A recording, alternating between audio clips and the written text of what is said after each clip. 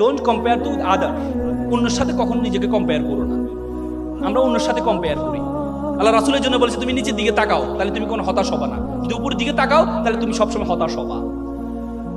একটা বিল্ডিং এর 11 তলা একটা শিশু বারান্দা দিয়ে তাকিয়ে আছে, আর নিচে একটা রাস্তার শিশু সে খেলছে, কাদা দিয়ে খেলছে। উপরে নিচের শিশুটা চিন্তা করছে, ইস আমি যদি তার মতো নতুন পোশাক পরে 11 তলায় থাকতে পারতাম।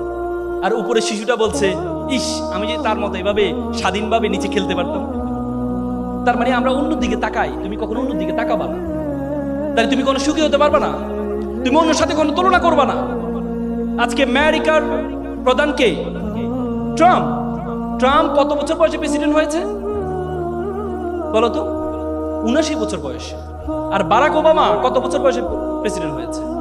বারাক ওবামা 50 বছর বয়সে 2 বার প্রেসিডেন্ট থেকে অবসর গ্রহণ করেছে। ট্রাম্প যদি চিন্তা করতো বারাক ওবামা পিচ্ছি একটা ছেলে প্রেসিডেন্ট হয়ে গেছে, আর আমি জীবনে কি করলাম, আমার এই জীবনটা রেখে কি লাভ, আমি কি করলাম?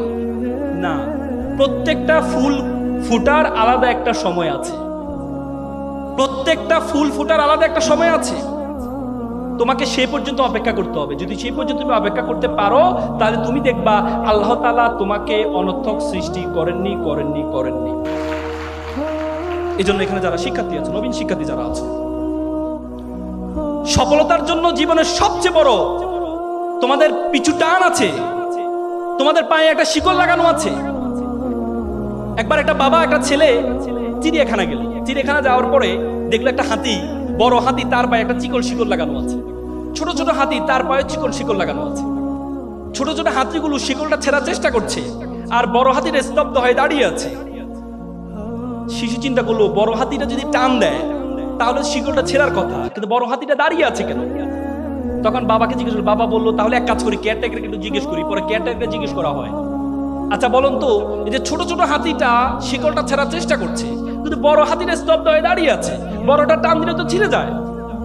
তখন কেয়ারটেকার বললো, দেখেন এই বড় বড় হাতিগুলো যখন ছোট ছিল তার পায়ে শিকলটা লাগানো হয়েছে, তখন সে এই ছোট ছোট হাতির মতো চেষ্টা করেছিল ছেড়ার জন্য, তখন সে পারেনি।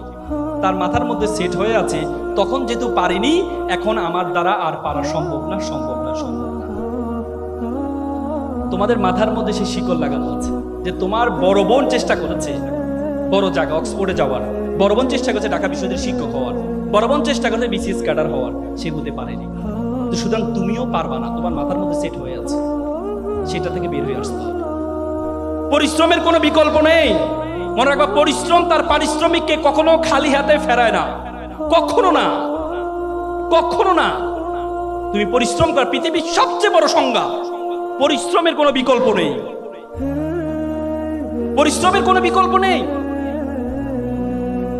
একটা এক্সাম্পল তোমাদেরকে দিই। একবার